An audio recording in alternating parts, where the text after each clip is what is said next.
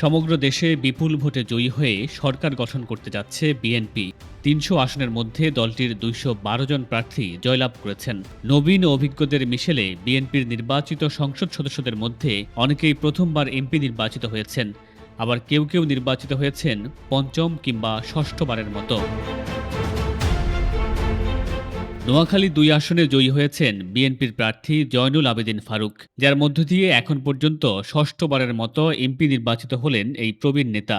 বিএনপির দীর্ঘ আন্দোলন সংগ্রামের পরিচিত এই মুখ নোয়াখালী ২ আসন থেকে ১৯৯১, ১৯৯৬ সালে দুটি নির্বাচন, ২০০১ সালে নির্বাচনে এবং ২০০৮ সালে নোয়াখালী ২ আসনে ধানের শীষ প্রতীকে এমপি নির্বাচিত হয়েছেন। কুমিল্লা ৩ আসনে ১,৫৮,০৯৩ ভোট পেয়ে বিপুল ব্যবধানে জয়ী হয়েছেন বিএনপি নেতা কাজী শাহ মোফাজ্জল হোসেন কায়কোবাদ।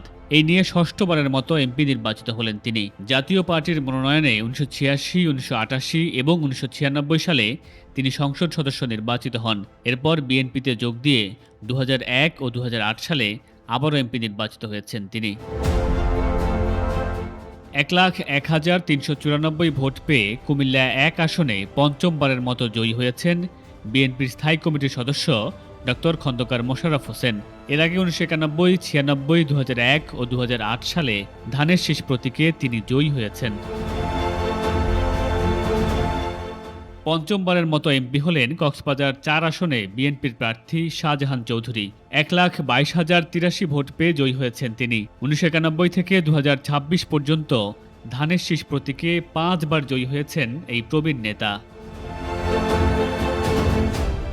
বিএনপির স্থায়ী কমিটির আরেক সদস্য ইকবাল হাসান মাহমুদ টুকু সিরাজগঞ্জ ২ আসনে ১,৭৭,৬৩১ ভোট পেয়ে চতুর্থবারের মতো সংসদ সদস্য নির্বাচিত হয়েছেন। ১৯৮৬ ও ৮৮ সালের নির্বাচনে জাতীয় পার্টি এবং ২০০১ সালে বিএনপির প্রার্থী হয়ে নির্বাচিত হয়েছিলেন তিনি।